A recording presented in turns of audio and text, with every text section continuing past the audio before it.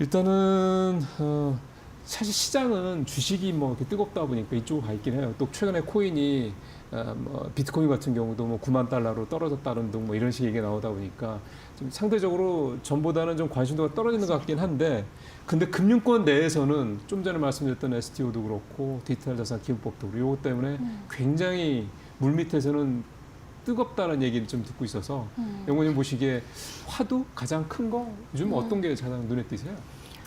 사실 저는 이 최근 아까 방금 말씀해 주신 코스피 5천 관련한 얘기에서도 저는 연관되어 있다라고 느끼는 지점인데요. 바로 RWA라는 이제 키워드입니다. RWA 실물 자산. 맞습니다. 네. 아마 작년에 이제 스테이블 코인 붐이 굉장히 이제 핫하게 불면서 같이 나왔던 개념이 이제 RWA인데요. 네. 굉장히 좀 추상적인 개념으로 그동안 좀 접근이 되었다라고 그렇죠. 하면 이제 제가 좀 의미 있게 보는 몇 가지들의 지점이 있었던 것 같은데요. 단적인 예로 이틀 전에 이제 미래에셋의 박현주 회장이 몇 천억 원의 이제 고객 자산을 온체인화하는 금융을 하겠다라는 이제 어떤 코멘트를 주셨었어요. 온체인화. 네, 맞습니다. 그럼 일단 온체인화부터 조금 설명해 주셔야 될 것 같아요. 맞습니다. 온체인화라고 하면은 저희가 이제 보통 일반적으로 블록체인이나 뭐 아니면 뭐 코인 이런 단어들을 많이 쓰는데요. 네. 결국은 이제 코인이든 토큰이든 그 기반이 블록체인이라는 사실까지는 그렇죠. 많이 알고 계실 그렇죠. 것 같아요. 그래서 결국 그 백단, 저희가 보통 백엔드 혹은 인프라라고 하는 지점을 블록체인 기반으로 이제 세팅을 한다라는 개념에서 저희가 온체인화 혹은 뭐 온체인 자산 이런 표현들을 쓰는데요. 블록체인 기반이다 이렇게 네, 보면 맞습니다. 되는 거군요. 네, 사실 거의 블록체인 기반이라고 이제 동일한 표현이라고 생각을 해주시면 되고요. 네. 이제 결국은 저희가 뭐 예를 들어서 코인을 살 때 거래소에서 사는 경우에는 온체인 자산이 아니거든요. 결국 저희가 원화를 기반으로 사기 때문에 네. 이제 좀 그렇게 보기가 어려운데 궁극적으로 저희가 예를 들면 뭐 국내 거래소에서 해외 거래소로 옮긴다라고 했을 때는 해외 거래소에 이 제 주소로 직접 옮기는 과정은 결국 제 주소에서 이 한국에 있는 거래소 주소에서 그 다음에 해외 거래소에 있는 주소, 결국 그 자산간이 딱 바로 이동하는 네. 저희가 일반적으로 블록체인의 가장 큰 특징이라고 하면은 자산의 즉시성, 뭐 이 즉시 이동 이런 얘기들을 많이 하잖아요. 이제. 중간에 뭔가 거치질 않고. 맞습니다. 그게 블록체인 기반이었기 때문에 그렇죠. 그런 건데요. 이제 그런 지점들을 조금 더 직관적으로 표현하는 게 이제 바로 온체인화라고 이제 이해를 해주시면 좋을 것 그러면 같습니다. 박 회장님이 온체인화 이 얘기를 이렇게 꺼내든, 이 양반이 되게 좀 앞서 이렇게 가시는 분인데 이 양반이 이 얘기를 꺼낸 이유가 있을 텐데요. 뭐 제가 이제 일단 간단하게 추측하기로는 결국 이제 저는 애초에 뭐 팀을 세팅했다던가 이런 흐름들을 봤을 때 결국 저는 미래에셋도 RWA 플랫폼을 통해서 어떤 이제 궁극적으로 가고자 하는 이제 금융의 다음 방향들을 저는 준비하고 있다라고 생각을 하는데요. 결국 그러한 모멘텀들도 저는 시장에 좀 어느 정도 반영이 약간 되어 있다라고 저는 판단을 하고 있습니다. 네. 네, 근데 그런 지점에서 결국 이제 고객 자산 데이터를 이제 온체인화하겠다라는 것들은 뭐 여러 가지가 될 수 있을 것 같아요. 네. 예를 들면은 뭐 정말 주식 토큰화가 이제 사실 단적인 예죠. 예를 들면 저희가 로빈후드라고 하는 이제 많이 들어보셨을 것 같은 주식 플랫폼이죠. 예. 여기가 이제 우리로 따지면 되게 막 토스 그런 증권 개념이죠. 이런 느낌인 막 거죠. 개인 투자자들 중심으로 이렇게 맞습니다. 막. 예. 사실상 이제 리테일 브로커리지로 시작해서 이제 금융민주화를 실천하는 어떤 하나의 그 미션을 달성하기 위한 하나의 기업이고요. 근데 이제 그런 기업들이 실질적으로 이제 유럽 베이스로 시작해서 주식 토큰화 서비스들을 굉장히 이제 런칭을 했었는데요, 작년에. 주식 토큰화 서비스. 맞습니다. 이제 왜 그걸 하냐라고 하면은 결국은 이 토큰화를 하게 되면은 저희가 금융의 핵심 중에 하나는 유동성이라는 표현을 그렇죠. 굉장히 많이 하지 않습니까? 그래서 그런 측면에서 주식에 이제 사실상 어떻게 보면 주식 토큰화 한다는 거는 저희가 여러 가지 의미가 있는데요. 일단 환전에서의 굉장히 유리함을 갖게 됩니다. 블록체인 어떤 기술을 자산이든 간에 네, 어떤 국가든 그 국가에 속하지 않는 다른 그렇죠. 주식을 사기 위해서는 사실상 그 나라의 저희가 환율로 바꾸는 이제 그 나라의 어떤 통화로 바꾸는 과정들이 사실상 그 뒷단에서 선행이 되잖아요. 이제 그렇죠. 좀 그거를 편하게 했던 게 어떻게 보면 국내에서는 뭐 토스라든지 여러 가지 좀 기업들이 있었던 것 같은데 이제 그런 지점이라던가 혹은 궁극적으로 비상장 주식 예를 들면 뭐 스페이스X 혹은 오픈 AI 이렇게 좀 접근하기가 그동안은 뭐 한국도 마찬가지로 고액 자산가 위주로 어떤 펀드를 통해서 이제 유통되었던 이제 그런 것들이 훨씬 더 쉬워지는 어떤 하나의 구조가 되기 때문에 그러면 내가 스페이스X를 사고 싶은데 이게 비상장이니까 못 산단 말이에요. 맞습니다. 근데 좀 더 토큰화라고 말씀하셨는데 주식의 토큰화라고 말씀하셨는데 로빈후드가 스페이스X를 사는 거죠. 비상장 주식을 토큰화해서 맞습니다. 했을 때 내가 이제 그 토큰화된 스페이스X의 주식을 사는 방식. 맞습니다. 예를 들면 저희도 궁극적으로 고액 자산가들한테 유통하는 방식들은 일반적인 어떤 한 회사를 세워서 펀드 형태로 이제 모아서 이제 어떤 뭐라 그러죠? 펀드 형태로 이제 사실상 구매를 그래서 했던 걔네가 것 이제 같은데 대행해 주는 거잖아요. 맞습니다. 내가 투자하기 복잡하고 네. 좀 불편하니까. 그게 사실상 이제 로빈후드라는 기존의 플랫폼을 가졌던 회사들이 이제 대행하는 그렇죠, 구조가 되는 그렇죠. 건 거죠. 이제 그렇게 되면 애초에 접근하기가 어려웠던 자산에 이제 접근이 가능한 건데 이게 궁극적으로 좀 난이도는 높아지지만 뭐 부동산 아니면 좀 쉽게는 국채나 혹은 그러면. 뭐 사모채 이런 것들에 굉장히 이런 것들이 이미 많이 진행이 되고 있고요. 그렇죠. 그렇죠. 네, 이제 그런 지점에서 저는 이제 사실상 출발점이 같다. 그렇게 되면 이거의 공통적인 지점은 뭐냐면 저는 초개인화된 자산 관리라고 생각을 하거든요. 개인화된 자산 관리. 네. 그게 조금 더 풀어보자면 저희가 기존에는 초고액 자산가들을 중심으로 어떤 리테일 서비스들을 제공을 했다면 그렇죠. 사실 세대 간의 변화에서 가장 크게 느껴지는 포인트들은 이제 연령대가 어려지고 MZ를 잡아라 혹은 그 더 아래의 연령대들을 잡아야 한다라는 관점에서는 사실상 그럼 개인화된 서비스 오히려 수수료 없이 개인 투자자들이 굉장히 많이 늘어나네 그런 거에 맞게 어떤 서비스들을 혹은 UI들을 맞게 개선하는 회사들이 어떻게 보면 굉장히 좀 많이 올라오고 있었잖아요. 네. 그런 흐름에 맞춘 것도 저는 토큰화라고 생각하는 거죠. 자산의 접근성이 굉장히 용이해지니까요. 그러니까 블록체인 기술이라는 게 일테면은 뭐 굉장히 많이 배우고 돈이 굉장히 많고 그러니까 이런 식의 소위 말하는 양극화 이거를 좀 깨겠다고 탈분산화, 탈중앙화 이제 이런 식의 기술이 이제 블록체인 기술이라고 이제 저 같은 사람은 이제 기본적으로 그냥 알고 있는 건데 지금 말씀하신 이 토큰화라는 거는 기존에 있는 자산이 자산에 대한 투자를 돈이 있는 사람이든 없는 사람이든 뭐 아주 힘 있는 나라에 살든 부자인 나라에 살든 가난한 나라에 살든 이런 살든 누구든지 자기가 투자만 할 수 있는 그리고 기본적인 뭐 돈이 있어야겠지만 맞습니다. 할 수 있다면 그걸 조금 더 대중화하고 보편화할 수 있는 하게 그렇죠. 되는 그런 어떤 네. 일단 맞습니다. 금융 플랫폼 금융 어떤 형태로 네. 서비스 형태로 보면 되겠군요. 그렇죠. 그거의 전제는 결국 유동성이 굉장히 양극화되어 있다. 혹은 이거의 전제를 깔고 가는데 그거를 보편적으로 조금 더 혹은 약간 플랫하게 가게끔 하다 보면은 사실상 그 지점이 가능한데 그거의 하나의 이제 수단으로서 쓸 수 있는 게 블록체인 기술이다. 혹은 토큰화 서비스다. 이렇게 표현할 수 있을 것 같습니다. 그러면은 박현주 회장이 생각하는 거는 자기네가 이제 금융그룹이니까 결국은 시장이 이제 그렇게 언젠가는 갈 거라고 보고 미리 조금 더 그쪽에 이제 투자도 해놓고 근데 사실은 그렇게 전체 금융시장이 다 바뀌려면은 굉장히 시간이 좀 걸리겠죠, 맞습니다. 그죠? 그 전까지 미리 준비할 때 이런 좀 뜻으로 보이고 아마 들어보니까 토큰화에 대한 거는 이제 어느 정도 이해를 하셨을 것 같은데 아까 이제 그 스페이스X를 예를 들면서 얘기를 했잖아요. 그럼 이거는 스페이스X가 이제 결국 상장을 언젠가 할 거란 말이에요. 뭐 빠르면 올해 한다는 얘기도 좀 나오고 있는 상황인데 그러면 스페이스X가 이제 상장을 해서 소위 말해서 이제 완전히 실물이 하나 만들어졌다. 그러니까 상장된 주식이 됐다 했을 때도 역시 여전히 이거는 토큰화 할 수 있다. 이 얘기인 맞습니다. 거잖아요. 네, 맞습니다. 실제로 이미 저희가 뭐 빅테크 보통 뭐 M7이라고 하는 것들 있잖아요. 그런 것들은 이미 대부분의 어떤 플랫폼 뭐 예를 들면 디지털 자산 플랫폼에서는 거의 다 제공을 하고 있고요. 아, 한국에서는 뭐 소수점 주식 투자 이런 개념들로 많이 되어 있는 것들이 사실상 뭐 USDT 기반의 USDC 기반으로 살 수 있는 그런 서비스들은 굉장히 많습니다. 너무 보편적입니다. 그러면은 그게 현물이냐, 그게 뭐 상장이냐 비상장 이런 관계 없고 문재인 뭐가 주식. 됐든 간에 어떤 상품이든 자산화 될 수 있는 거라면 유동화 될 수 있는 거라면 다 이렇게 토큰화를 해서 이제 금융 거래를 할 수 있는 상황이 된다. 네, 맞습니다. 그러면은 예를 들어서 내가 삼성전자를 갖고 있는데 이게 또 토큰화 될 수 있다는 얘기잖아요. 당연히 삼성전자도. 맞습니다.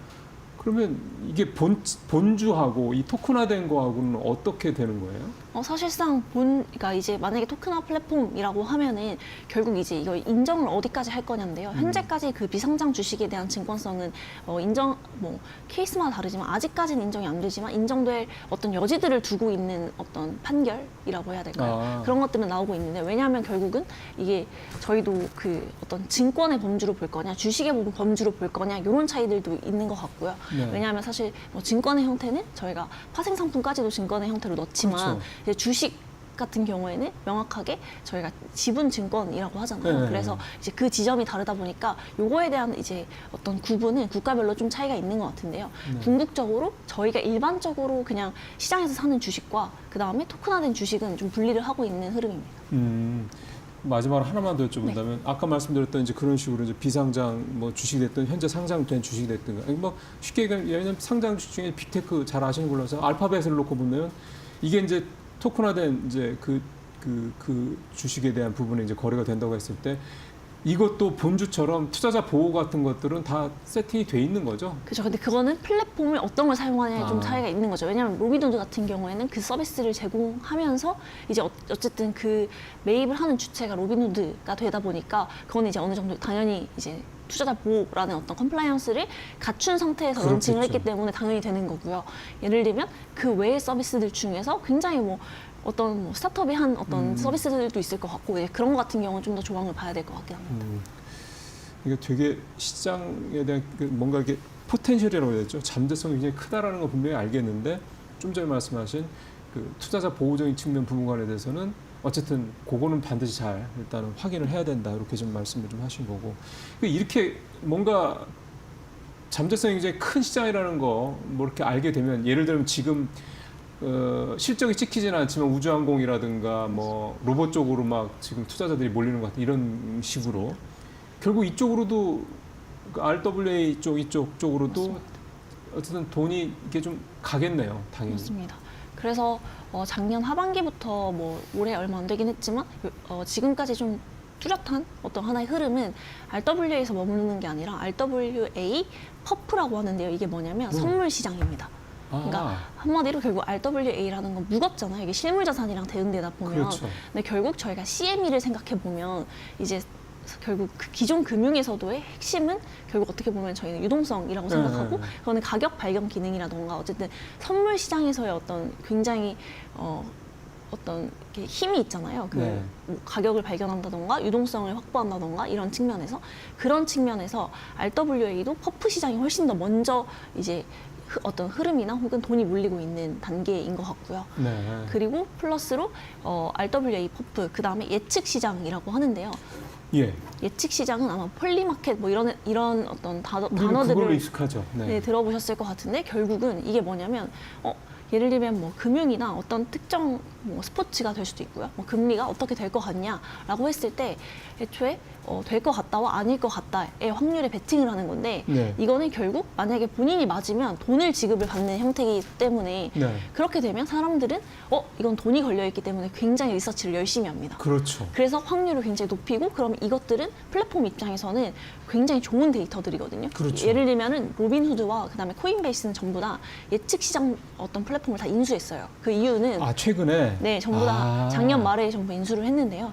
그 흐름은 어떤 의도는 전 명확하다라고 이해를 하고 있는데 예를 들면 저희는 어쨌든 뭐 주식 매매 플랫폼 아니면 코인 매매 플랫폼이잖아요, 둘 다. 네. 그 전에 이 사람이 의사결정하기 전에의 어떤 하나의 로직부터 판단하는 근거부터 가지고 있는 개념이 되게 되는 거거든요. 소위 말해서 이제 운동으로 따지면 기초 체력을 다지고 그 다음에 운동의 기본을 뭐 이를테면 축구면은 뭐 트래핑이라든가 뭐 뛰는 거 이런 걸 다지는 거랑 마찬가지 개념이라고 네, 보이네요. 비슷할 것 같습니다. 왜냐하면 어떤 판단의 근거를 어떤 데이터들을 수집해서 얘가 이렇게 진행을 했고 결국 근데 이 데이터를 가지고 얘는 어떤 주식을 샀고 어떤 코인을 샀고 이런 데이터까지도 확보가 가능하기 때문에 아예 굉장히 고객의 만약에 생애 주기를 관리한다라는 측면에서 네, 굉장히 네. 앞단부터 관리를 하겠다라는 전 의도로 보이는 거죠.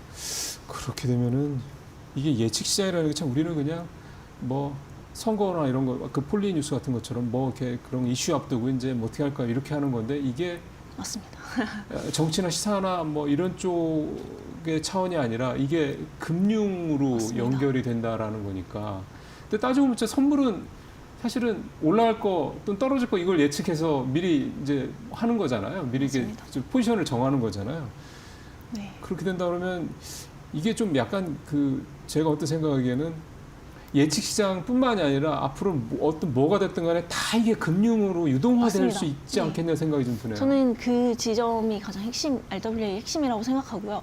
뭐 단적인 예로 저희가 어떤 금융 플랫폼, 특히 증권 MTS를 쓰게 되면은 이번에 투자자들이 가장 많이 투자한 종목, 이번 달 거래량이 가장 많은 종목 그렇죠. 이런 것들을 필터링해서 보여주거든요. 예, 이건 맞아요. 투자자들한테 정보를 제공하기 위함이고 그렇죠. 그 플랫폼이 그 정보를 취득하는 어떤 하나의 흐름들인데 결국은 그거보다 더 앞단. 이 사람이 그럼 이거를 결정짓는 금리에 대해서 어떻게 판단하고 있지 사람들은 이것들이 데이터로 다 대시보드로 보여지는 거거든요. 그리고 결국은 이 블록체인이라는 어떤 이점 굉장히 잘 맞아떨어지는 구석들이 있어서 예를 들면 제가 만약에 나는 어떤 특정 뭐 금리가 얼마가 될 거다에 오를 했는데 그래서 그게 가장 결과적으로 맞아서 즉시 정산이 되거든요. 1달러를. 예. 그러면은 사실상 저희가 즉시 정산이라는 거는 어떤 플랫폼이 일반적인 증권 플랫폼에서 힘든데 결국은 뭐 이제 USDC, USDT 기반에서는 바로 즉시 정산이 네. 또 가능한 구조이기 때문에 각자의 지갑 주소에 이렇게 맞게 들어오게 되는 거거든요. 이제 그런 점들이 저는 굉장히 호환성이 좋다라고 생각을 하는 거죠. 그럼 그 예측 시장이 이게 성공할 수 있다고 보장하는 거는 결국 그 데이터의 원소스가 맞습니다. 이용자네요. 그렇죠. 그리고 투자자들이고. 그 시장 자체로 성공할 수 있다기보다는 이런 식으로 뭐 로빈후드를 뿐만 아니라 금융 어떤 어플리케이션과 사실상 흡수했을 때 어떤 시너지라고 해야 될까요? 그런 것들이 굉장히 크다. 결국 금융권에서는 이 예측 시장에 대한 어떤 관심도가 앞으로는 올라갈 수밖에 없다. 한국은 아직까지 거기에 시선이 안 갔지만 저는 이런 부분들을 고려할 수밖에 없다고 생각을 합니다.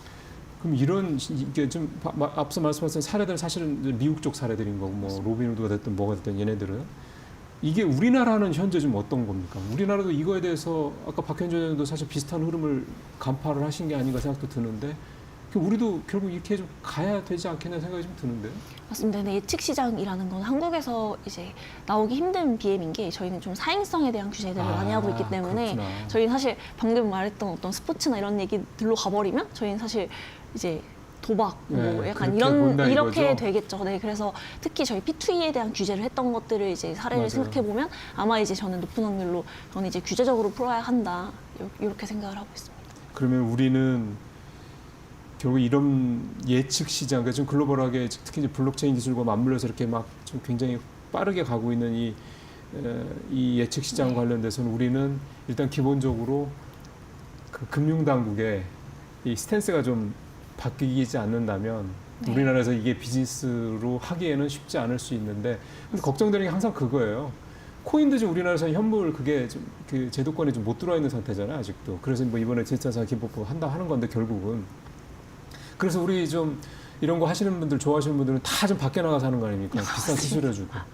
네, 그런 것들도 있고요. 그리고 핵심적으로 이제 비즈니스로 풀고자 하시는 분들이 한국이 아닌 다른 나라에서 이제 할 수밖에 없다 보니까 그렇게 해서 오히려 이제 사실 뭐 저는 관련된 인재들도 많이 나가는 형태로. 그럼요. 당연히 유출되는 거죠. 그래서 사실은 이런 부분들이 이게 규제 영역이다 보니까 이 정부가 사실은 역대 어느 정부보다도 이런 디지털 자산 관련돼서 좀 우호적이고 뭔가 적극적으로 하려고 하는 거는 분명히 있습니다. 지금 뭐 안 되던 법안 처리도 좀 되고 있는 건 사실이니까.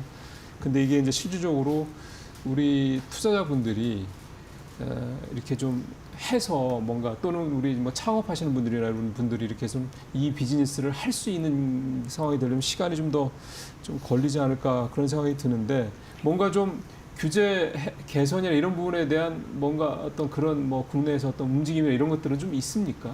사실 최근에 조금 저는 그런 흐름들이 약간씩 보이고 있다라고 생각을 하는데요. 다행이네요. 네, 디지털 자산 기본법에 대한 논의는 아직까지는 저는 좀 큰 진전은 없다라고 생각을 하고 있는데 그거와 별개로 예를 들면 기존의 글로벌의 흐름과 너무 맞지 않았던 것들 예를 네. 들면 1거래소, 1은행이라는 어떤 하나의 제도가 있었거든요.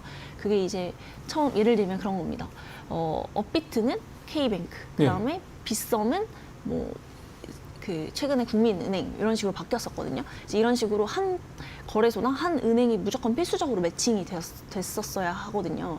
이게 이제 아무래도 코인을 통해서 자금 세탁하는 어떤 네. 니즈들이 많다 보니까 이제 그 흐름들을 좀 연결고리를 끊기 위해서 사실상 그렇게 했던 것 같고요. 그럼 풀어준다 이거죠? 네, 맞습니다. 여러 군데 할 수도 있고 아예 못하게 할 수도 있는 거고.